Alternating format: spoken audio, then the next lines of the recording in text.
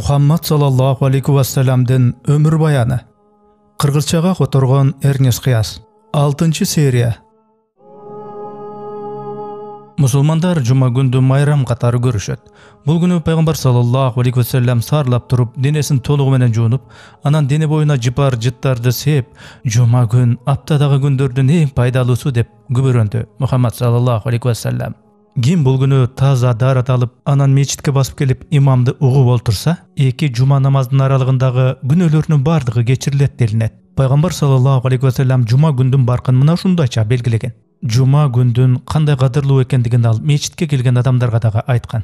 Cuma günü meçitin eşiklerine perişteler uçup kelet. Alar meçitke kelgen ar bir momin musulmandын esebini alıp turat. Birinci bolup meçitke kelgenler töөнү kurbanlıkka çalganday soğup alışat. Al эми meçitke andan keyinki kelgenler bir bütün koydu kurbançılıkka çalganday soğupko ee boluşat. Al эми taza tarat alıp meçitke karay eң akırkı kelgenler toğtu kurbanlıkka çalgançalık soğupko egeder boluşat. Andan dağı eң akırkı bolup meçitke jetip kelgenler bir dana jumurtkany kurbançılıkka çalganday soğupko ee boluşat.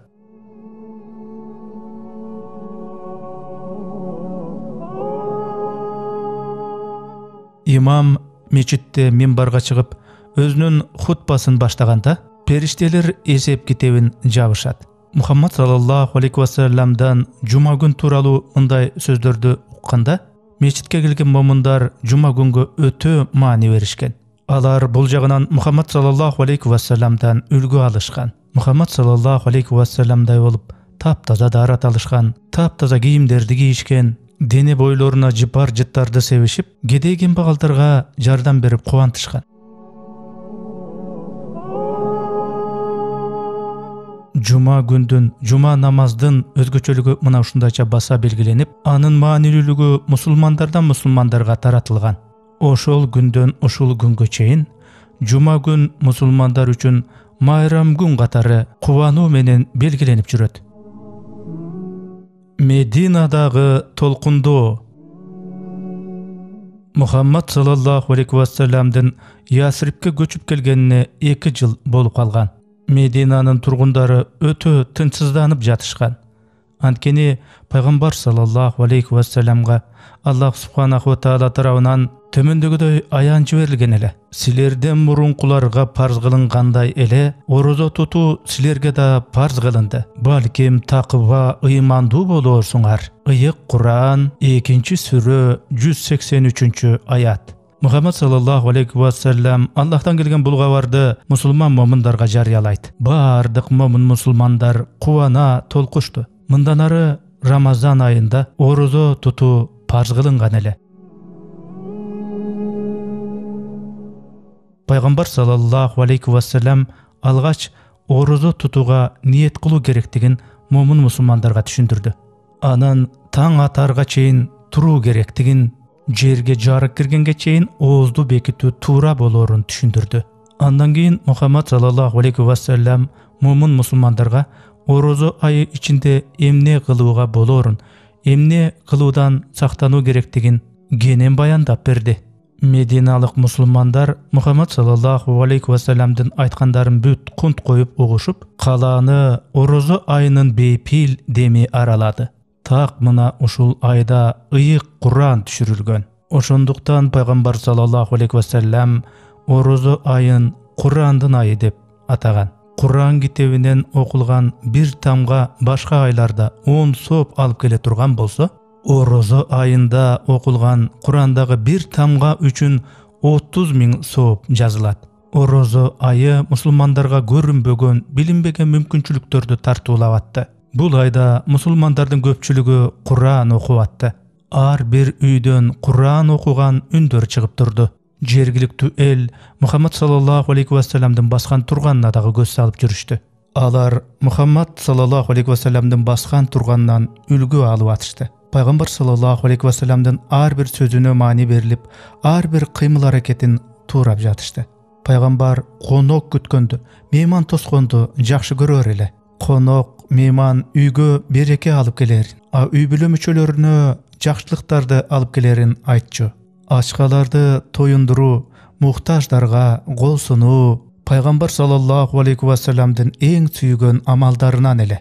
Орозо айында мусулмандар коноктон конок чакырып соопторду издеп атышты. Ар бир үй бүлө орозо айында көбүрөөк мейман чакырып калууга ашыгышты. Орозо тутуунун максаты ачка болууда эмес, орозо туткан адам өзүн өзү кармап, жаман ойлордон алыс болуп, жаман иш-аракеттерди кылбоо керектигин айтчу пайгамбар саллаллаху алейхи ва саллам. Эгер араңардан бирөө экинчиңерге ачууңар келсе, анда ичинен мен орозо кармап атам деп айтсын деп кеңеш берер эле пайгамбар саллаллаху алейхи ва саллам. Орозо кармоо дегендик бул сабырдуу боло билүү дегендик. Орозонун түпкү мааниси дагы мына ушул сабырдуулукта. Орозодо адам жаман ой ниеттерден алыс болуп, коомго пайдалуу, сооптуу иштерди жасоого ашыгышы керек.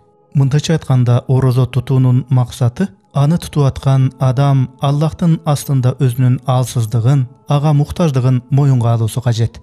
Мындайча айтканда, орозо тутуу ааламдардын чыныгы кожоюнунун бар экендигин моюнга алуу. Ооз ачаарда Аллахтын уруксатын күтүп, анын уруксаты менен оозду ачуу. Орозо кармаган адамдарга Аллах субханаху ва таала чексиз мүмкүнчүлүктөрдү, сыйлыктарды берет. Ошентип мединалыктар орозо айында чексиз кубанычта жүрүштү.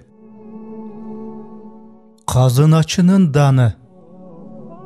Рамазандын алгачкы күндөрү өтүп атты. Ар бир үй бүлөдө өзүнчө бир керемет сезимдер бар эле. Өмүрүндө алгачкы болуп орозо кармаган балакайлар көгүмдүн киришин зарыга күтүп, ооз ачар малды өтө бир кубанычтуулук менен эңсей башташты. Анткени дасторконго коюлган кара нан, жөнөкөй эле суу дагы өтө бир даамдуу сезилип атты. Пайгамбар саллаллаху алейхи ва салламдын алгачкы шакирттери Суффадагы окуучулар эле.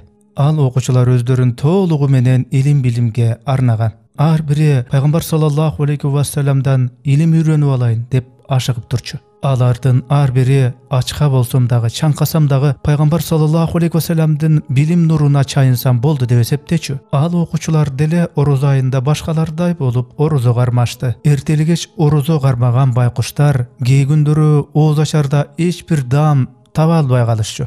Атүгүл бир жолу алар 2 күн катары менен орозону жерге бир бүдүр наны жок тутушат. Атүгүл ачкалыктан курсактары кабышып да калды. Бирок анысын эч кимге билдирбей, эч кимге даттанышкан да жок. Акыры чыдабастан өздөрүнүн ачка акыбалдары тууралуу пайгамбар саллаллаху алейхи ва салламга маалымдашат. Окуучулардын бул акыбалын угуп, үйүнөн жерге азык алып келип берейин десе дагы, үйүндө дагы бир бүдүр нан жок калган болот. Анча мынча калган азыктар, нандар жакырларга, муктаждарга таратылып берилген эле. Мына ошондо пайгамбар саллаллаху алейхи ва саллам Суффадагы окуучулардын баарын жыйнап, алардын астында мындайча дуа кылды.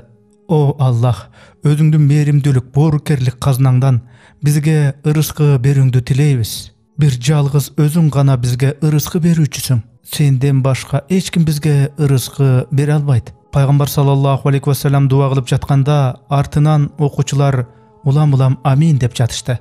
Дуа кылынып бүтөр менен аңгыча эшик кагылып калды. Ким экен деп эшикти ачса, бир бейтаныш киши кирип калат. Колунда болсо куурулган койдун эттери жана нан бар экен. Пайгамбар саллаллаху алейхи ва салламдын дуасын кабыл алган Аллах субханаху ва таала ушинтип Суффанын окуучуларына ырыскы жиберди. Суффанын окуучулары дасторкондогу даамдарды тамшана жеп атканда, пайгамбар саллаллаху алейхи ва саллам аларды карап мындай деди: Биз Аллахтан чындап дуа кылып сурандык эле. Мынакей Аллах бизге мындай ырыскыларды берди. Аллах субханаху ва тааланын казынасы биз үчүн өтө сырдуу. Акыйкатта бизге насип этилген бул ырыскы Аллах субханаху ва тааланын казынасындагы бир арзыбаган бир дандын күкүмүндөй эле нерсе, деди. Мединадагы майрам. Мединанын көчөлөрүндө майрам өкүм сүрдү. Адамдардын баары кубанычтуу маанайда эле. Пайгамбар саллаллаху алейхи ва саллам эрте менен туруп, даарат алып, таза кийимдерин кийип, адаттагыдай эле дене боюна жыпар-жыттарды сээп, анан мечитти көздөй майрамдык намазды окууга бет алды. Пайгамбарды кадырлаган, урматтаган момун мусулмандардын баары мечиттин ичинде топтолуп калышкан эле. Баардыгы чогулуп, чын көңүлдөн намаз окушту, чын пейилден дуа кылышты. Ушул айт намаз күндөрүнө жеткирген үчүн Аллах субханаху ва таалага ыраазычылык билдиришти. Көптөгөн момун мусулмандардын астында пайгамбар саллаллаху алейхи ва саллям күлүмсүрөп, жүзүндө нур жаркып турду. Ал дайым эле адамдарга жылмайып жүргөндү адат кылчу. Айт намаз бүткөн соң пайгамбар саллаллаху алейхи ва саллям адамдарды кубана карап, чын көңүлүнөн кучактап жатты. Ар бир уруунун адамдар үчүн жүрөгүнөн чыккан жакшы каалоолорду айтып жатты. Мечиттен узап чыккандан кийин пайгамбар саллаллаху алейхи ва саллям мүрзөгө барып көзү өтүп кеткен адамдар үчүн Кур'ан окуду. Мына ошондон кийин пайгамбар саллаллаху алейхи ва саллям Мединада жашаган сахабалардын үйүнө айылчылады. Көчөдө болсо балдар кубана кыйкырып ойноп жүрүштү. Мына ушул айт майрамы күнү балдардын кубанган кыйкырыктарын көрүп пайгамбар саллаллаху алейхи ва саллям күлүмсүрөп атты. Айт майрам күнү майда балдар кубана так секирип ойногонун пайгамбар саллаллаху алейхи ва саллям чындап каалап атты. Ошондуктан пайгамбар саллаллаху алейхи ва саллям айланасындагы адамдарга ким айт майрам күндөрү бала чакасына кам көрө турган болсо, Аллах субханаху ва таала аларды кыямат күнү тозоктон сактайт деген. Негизи эле пайгамбар саллаллаху алейхи ва саллям балдарды ойнотконду жакшы көрчү. Балдарга атайы убакыт бөлгөндү жактырчу. Өзүнүн жакын тууган тышкандарына дагы ушундай болгула деп кеңеш берчү. Ата энелер өзүнүн бала чакасын көбүрөөк ойнотсун. Баланын жыты бейиштин жыты дечү пайгамбар саллаллаху алейхи ва саллям. Балдарды кучактай көтөрүп, силер менин көзүмдүн карегисиңер деп айтар эле. Баланы ар жолу өпкөн сайын бейиштеги 500 жылдык өмүрдү белек аласыңар дечү. Балдарды өпкүлө, кучактап көтөргүлө деп ата энелерге кеңешин берчү. Ата энелер пайгамбар саллаллаху алейхи ва саллямдын айтканын кылып, ошондуктан айт майрам күндөрү балдар өзгөчө жыргашар эле. Балдар ар кандай түстүү көркөм көйнөктөрдү кийип алышып, кубана кыйкырып, ары бери чуркап жүрө беришчү. Пайгамбар саллаллаху алейхи ва саллям аларды карап, күлүмсүрөй өзүн бактылуу сезер эле.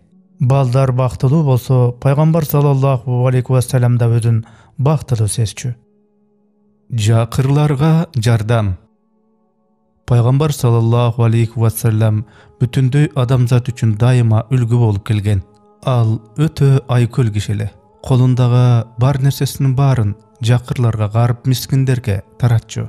Адамдарга жардам берүүнү өтө жакшы көрчү. Байлык топтойн, мүлк жыйнайын дечү эмес. Ар убак жакырлар, кедейлер жөнүндө ойлоп, аларга дайыма жардам берер эле. Ошол эле учурда алдоордо байлыгына эсеп жеткисиз адамдар болор эле.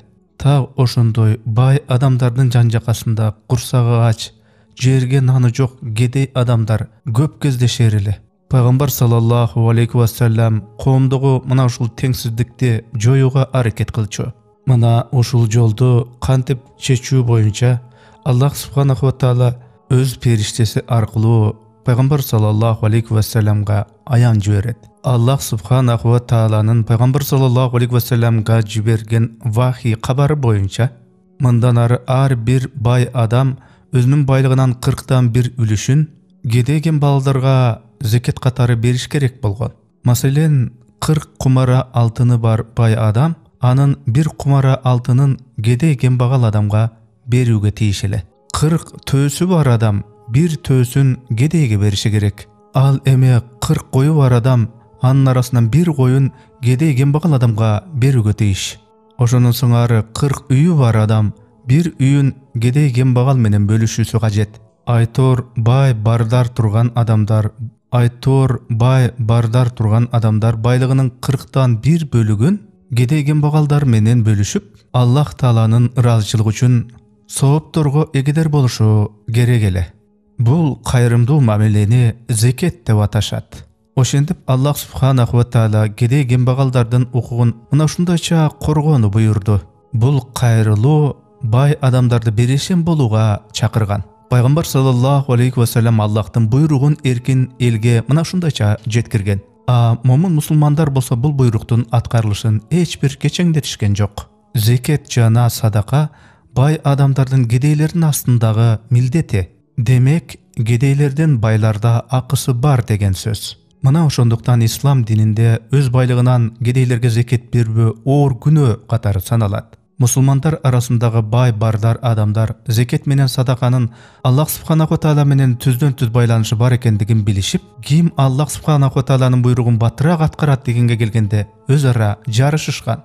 Байлардын берешендик боюнча мындай жарышынайынан жакырлар, кедейген багалдар өз жашоо турмушун оңоп алышкан. Өз байлыктарынан кедейген багалдарга бөлүшүүдөн байлар кадимкидей ырахат алып кубанышкан. Алар канчалык берешен болгон сайын Аллах субханаху ва таала алардын байлыгына береке берген. Ислам дининин ажайыптуулугу мусулмандардын, момундардын жүрөгүн огуп этер багынтты. Салабанын байлыгы. Салаба ибн аль-Хатиб өтө бир чакыр жашаган, бирок бактылуу мусулман эле. Бирок ал кишинин өтө бир байысам экен деген ниети болор эле. Күндөрдүн бир күнүндө ал пайгамбар саллаллаху алейхи ва салламга барып, "О Аллахтын элчиси, Аллахтан суранчы, ал мага байлык берсин" деп өтүндү. Салабанын өтүнүчүнө пайгамбар саллаллаху алейхи ва саллам мынтип жооп берди: "Азап болсун сага, о Салаба, өзүңдөгү бар болгон мүлктөн соопчулук катары бөлүшүү сендеги жок мүлк менен бөлүшүүдөн алда канча артыгыраак" деп түшүндүрдү. Салаба пайгамбарды түшүнбөй өзүнүн айтканынан кайткан жок. Аллах субханаху ва тааладан мага байлык сурап берсең, мен ар бир кедейдин өз үлүшүн бермекмин деп көшөрдү Салаба. О Салаба, сен пайгамбар саллаллаху алейхи ва салламга окшош болгуң келбейби? Эгер мен тоолордон алтындар дарыялардай болуп агылышын кааласам, ошондой болмок деп дагы түшүндүрдү пайгамбар саллаллаху алейхи ва саллам. Бирок Салаба аны түшүнгүсү келген жок. Баштагыдай эле өзүнүн айтканынан кайтпай көшөрө берди. Ошондо пайгамбар саллаллаху алейхи ва саллам Салаба үчүн мынтип дуа кылды: "О Аллах, Салаба үчүн көп байлык жибергин." Көп өтпөстөн Салаба чындап эле байып кетет. Ал Медина каласындагы бай адамдардын бирине айланат. Салабанын малдары, төөлөрү, койлору өтө көбөйөт. Ошол мал салынын баарын жайыттарга айдап, убактысынын көбүн ошолор менен өткөрчү.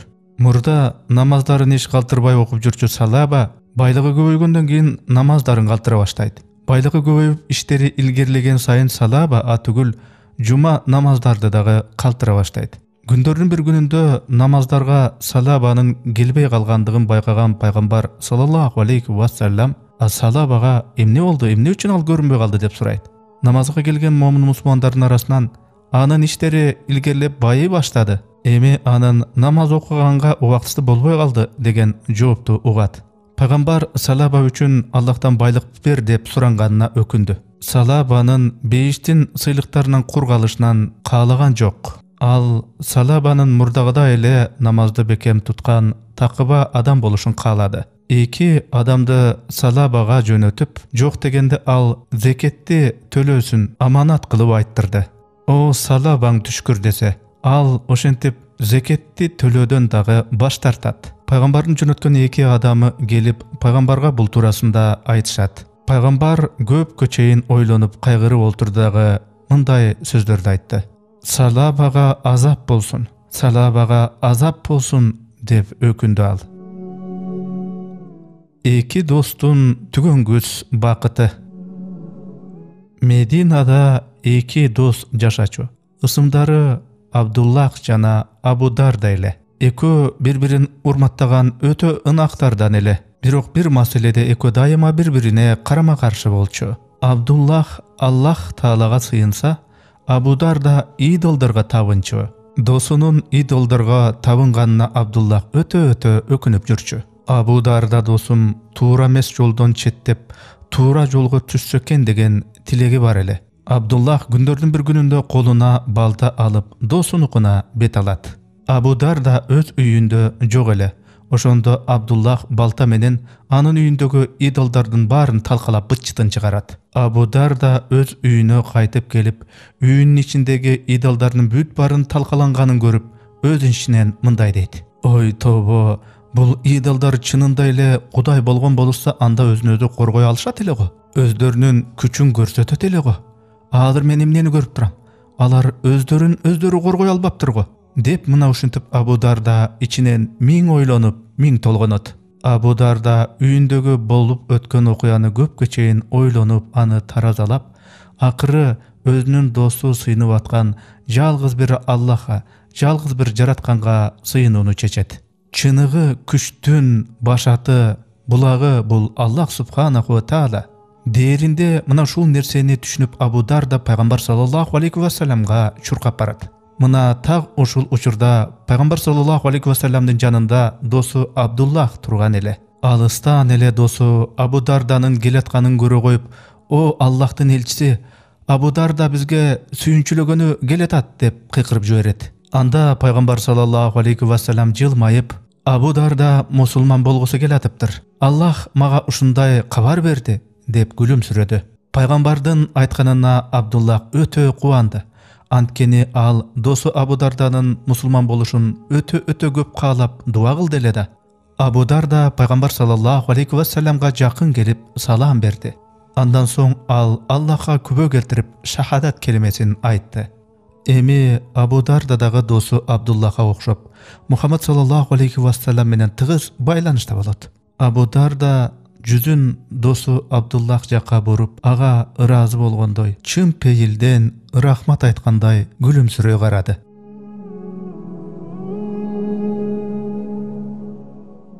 Тең бөлүнгөн эки алмадай Фатима жана Али. Фатима пайгамбар саллаллаху алейхи вассаламдын кичи кызы эле. Сүйлөгөнү, баскан турганы, кылык жоругу пайгамбар саллаллаху алейхи вассаламдын өзүндөй эле. Бул кичинекей кыздын чынчыл, акыйкатчыл мүнөзү бар эле. Өтө бир беришин, ыйбалыгы ченде жок кыз болчу. Бул кичүү кызын пайгамбар саллаллаху алейхи вассалам өтө жакшы көрчү. Фатима үйгө кирип келгенде пайгамбар ордунан тура калып аны кучактап өп, "Кел, могул жерге олтуралы" деп чын дилден чыккан саламын айтат. Кызына өтө бир урмат, сый менен мамиле кылып, аны бейиштеги өр кыздардан бетер кастарлап сыйлап турчу. Адамдардын арасындагы өр кызым менен деп эркелетип турар эле пайгамбар саллаллаху алейхи вассалам. Мен кызымдын чачтарындагы жыпар жытты искеген сайын кызымдан бейиште жашаган адамдын сыпатын көрүп турамын деп кубанар эле Аллахтын элчиси. Адамдардын көпчүлүгү пайгамбар саллаллаху алейхи вассалам менен кудасөөк болууну каалачу. А пайгамбар өзүнүн кызы Фатиманын татыктуу адамга турмушка чыгып, бактылуу болуусун каалап Аллах субханаху ва тааладан дуа кылчу. Фатиманын колун сурап келгендерге ал "Мен Аллах субханаху ва тааладан буйрук күтүп атам" деп жооп берчү. Арадан мезгил өтүп, кызы Фатиманын кимге турмушка чыгаруу туурасында Аллах субханаху ва тааладан кабар келет. Аллах Фатимага өмүрлүк жолдош катары Алини буйрган экен. Алинин ашып ташкан байлыгы деле жок болгону менен ыйманы өтө бекем эле. Пайгамбар саллаллаху алейхи вассалам Алини дагы Фатиманы дагы бирдей жакшы көрчү. Аллах тааланын экөөнүн бири-бирине жуп экени тууралуу кабары пайгамбарды сүйүндүрдү. Ошентип Али менен Фатима никелешмей болушат. "Кызым, мен сени дүйнөдөгү эң бир татыктуу күйөөгө берип атам" деди пайгамбар саллаллаху алейхи вассалам. Анан пайгамбар саллаллаху алейхи вассалам алдында турган адамдарга кайрылып, "Эгер Аллах Алини жаратпаган болсо, менин кызыма күйөө болоорлук эч бир жан болмок эмес" деди. Мына ошентип сүйүүгө жана бакытка урулган дагы бир үй бүлөлүк уя пайда болду. Пайгамбар саллаллаху алейхи вассалам бул никеге өтө кубанычты эле. Нур жүздүү неберелер. Ошентип Фатима менен Али алгачкы неберелүү болушат. Аллах аларга уул берет. Пайгамбар саллаллаху алейхи вассалам кызынын үйүнө кубана кирип барып, "Мага оолумду көрсөткүлөчү" дейт. Ымыркайды пайгамбар саллаллаху алейхи вассаламдын алдына алып келет. Нур жүздүү бөбөк пайгамбарды карап күлүмсүрөйт. Ымыркайды колуна алып пайгамбар баланын кулагына азан угузат. Анан бир дана курманы алды дагы оозуна чайнап, анын ширесин ымыркайдын оозуна сүйкөдү. Наристе пайгамбар саллаллаху алейхи вассаламдын мээримдүү колунда мемирип уктап атты. Айтор пайгамбар бөбөктү карап өтө ыраазы болду. "Атын ким койдуңар?" деп сурады ал. "Мен баланын ысмын Харп деп койдум" деди Али. Харп деген ысым согуш дегенде туюнтат деп баланын коюлган атына ыраазы эместигин туюнтту.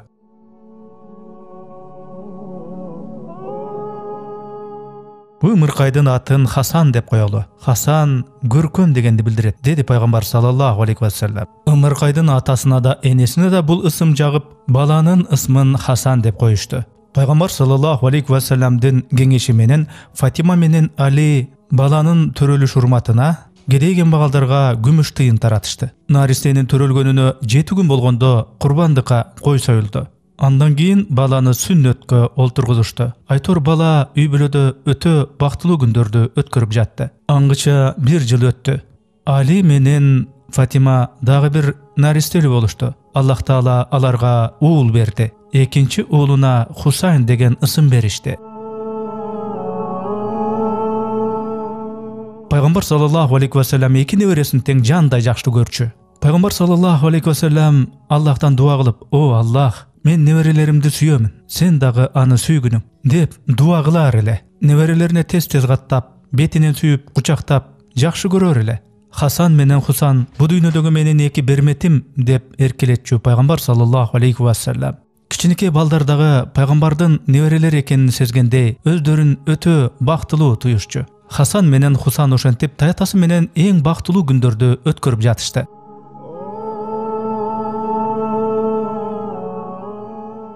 Хасан менен Хусан эң бактылуу балдар.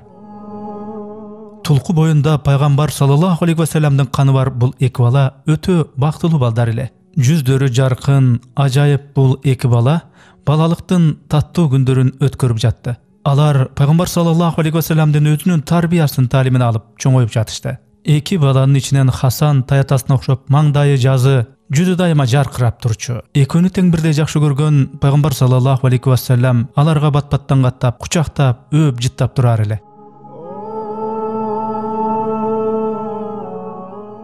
Балдардын жыпар жыттуу аңкыган жыты бейиштин гүлдөрүндөй аңкып турчу. Колу анча көп бошогон менен пайгамбар саллаллаху алейхи ва саллям убакыттап неберелерине барып, алар менен чогуу ойноп күлүп, жарпын жазар эле. Эки бала тең таятасын зарыга күтүп, качан ал пайда болгондо жарыша чуркап барып, мойнуна асылып, таятасын оюнга кошо тартып, бардыгы оюндун кызыгына батышчу. Атүгүл таятасы эки бала менен кошо күрөшүп ойнор эле. Эки мотураган баланы далысына көтөрүп, агеде жонуна өңөрүп алчу. Пайгамбар саллаллаху алейхи ва саллям балдарды бутуна жаткызып, алдейлеп уктатар эле. Канчалык ойноп жыргап күлгөн сайын Хасан менен Хусан таятасынын ойнотконуна эч тойчу эмес. Пайгамбар саллаллаху алейхи ва саллям Хасанды буттар менен өз бутуна тургузуп, "Кана уулум, эми өйдөгө чыгып көрчү" деп шыктандырчу. Хасан болсо алгач пайгамбардын тизесине чыгып, андан кийин курсагына жабышып, анан кийин пайгамбардын көкүрөгүнө чыгып, өзүнчө эрдемсип калар эле. Аллахтын элчиси небересин бекем кучактап, өп, анан жерге түшүрчү. Хусанды деле так ошентип көтөрүп эркелетер эле. Эки шок бала айрыкча таятасынын куттуу сакалын кармалап ойношчу. Пайгамбар болсо эки баланын тең манжаларынан мээримдүү өпкөндө бул эркелетүү балдарга өзгөчө жагар эле. Көп учурда пайгамбар саллаллаху алейхи ва саллям Хасан менен Хусанды далысына коюп алып, айылды аралачу.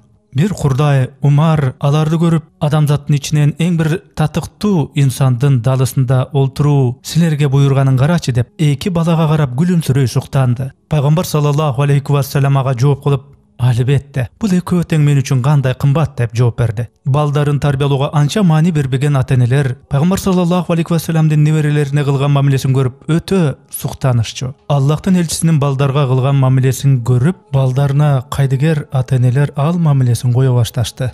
Балдарга мээрим төгөнү, аларга боорукердик менен мамиле кылууну пайгамбар саллаллаху алейхи ва саллям өзүнүн неберелерине болгон сүйүүсү менен чоң үлгү болуп берди.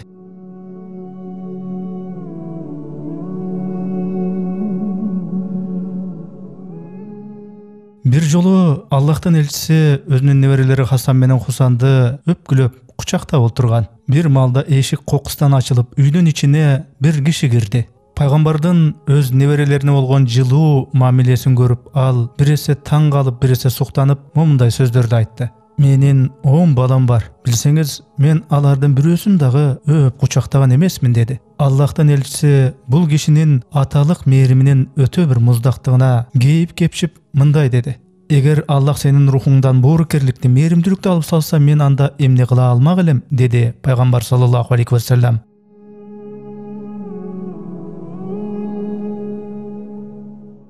Бул киши пайгамбардын бул айткандарынан чоң насаат алды. Өз балдарын эркелетүүдөн, кучактоодон, сүйүүдөн Аллахтын чоң сооптору жазыларын бу киши өз акылы менен ойго алчап түшүндү. Ушу кезге чейин өз балдарына мээрим төгүп кучактабаганына, өпкүлөп мээрим төкпөгөнүнө өтө өкүндү.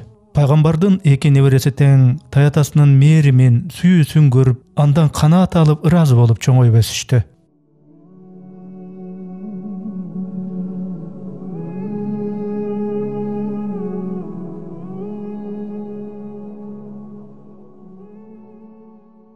Суу.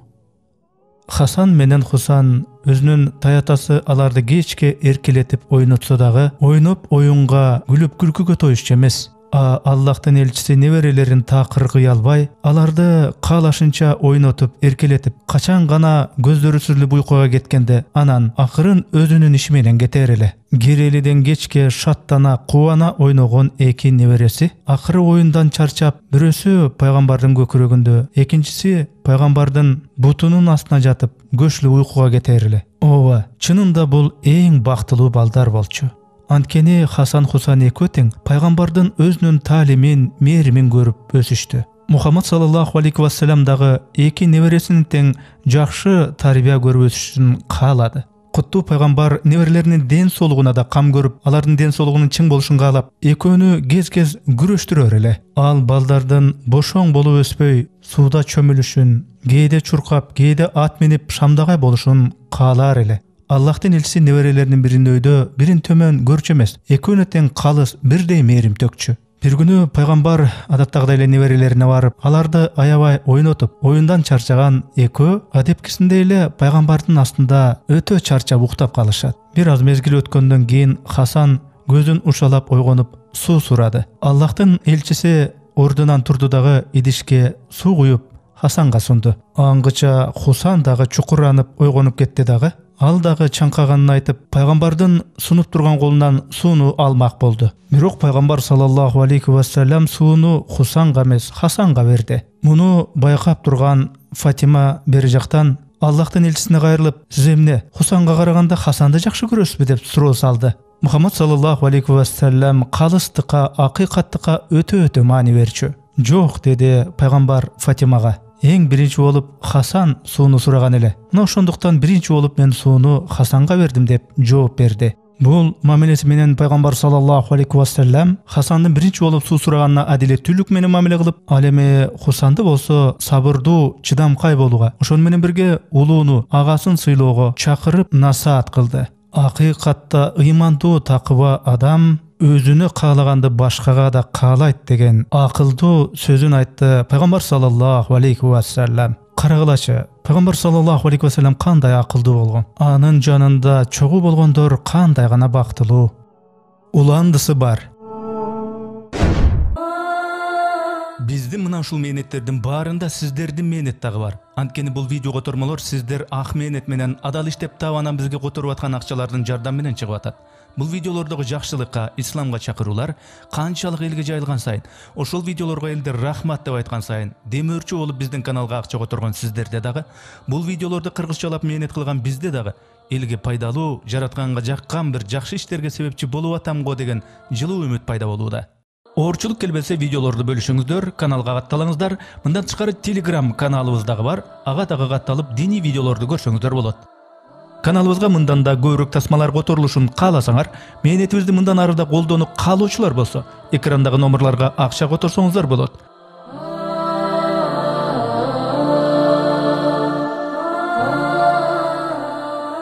Жараткан Аллах баарыбызды туура жолдон адаштырбасын. Барыңыздарды терең урматтоо менен Эрнис Кыяз.